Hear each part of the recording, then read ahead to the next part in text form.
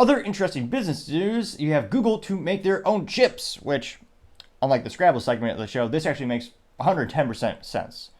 This is the largest tech company on the planet, bar none, and they have more infrastructure than people can possibly comprehend with data centers. I mean, a wise man once said there's no such thing as the cloud, there's just someone else's computer. And really, Google is the best personification of that since their data centers are all over the planet, and that's where a lot of the internet lives. And a lot of companies put their data, and they actually rent out their computers, just like AWS.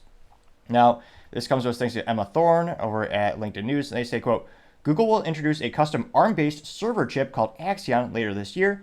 The company announced using an in-house chip, something that other tech giants already been doing for years, will help make its cloud computing more affordable for Google, per CNBC.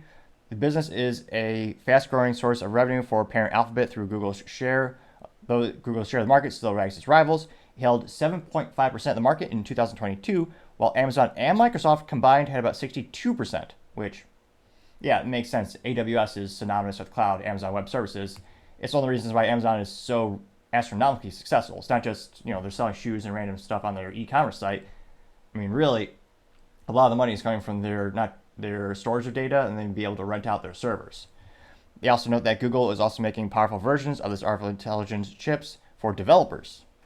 Now, the homegrown chips will heat up Google's competition with NVIDIA, even as it continues to rely on the semiconductor giant to power its AI efforts.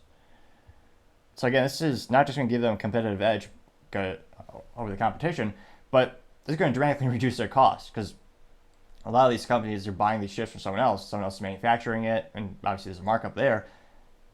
And I'm actually surprised they haven't been doing this years ago.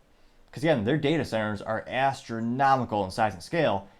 If they can make their own chips and save even 3 to 5% in the cost, I mean, and that's 3 to 5%. If you have a dual or you have a 4 chip, you have a 4 CPU server, that adds up astronomically in the aggregate. And as every one of these cloud companies also tries to see how they can further differentiate themselves in the competition, and Google definitely needs to catch up. I mean, Amazon is number one, Microsoft's number two, and as I said, Google's only at 7.5%, which, again, for the total market share, is pretty embarrassing if you're Google. So they're putting, in terms of what I see in my tech company, they're putting a lot more resources allocation around. They're hiring a lot more sales representatives at Google. They're trying to get more of those sales reps to prospect into enterprise accounts, to convince more businesses that they should be putting their data there and utilizing their servers with their web servers. So let me know. I think it's probably going to be a great move for Google.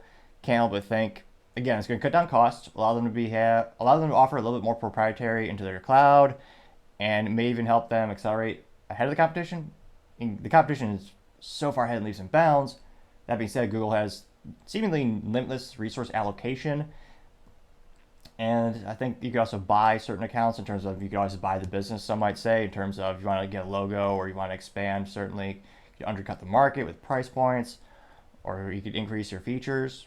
But probably it's one of the few moves where I see Google and kind of think, oh yeah, 110%, that makes sense. It's going to help them out in the long run. But let me know what you think. Be fascinated to hear what you have to say. Thank you, everyone, for taking the time to tune in. Again, we're trying to get to 4,000 subscribers by the end of the month, so if you could click that button, I would greatly appreciate it. Also, leave us a thumbs up, thumbs down, or comment. It's a great way to give me some additional feedback, letting me know how I can make the show better and better.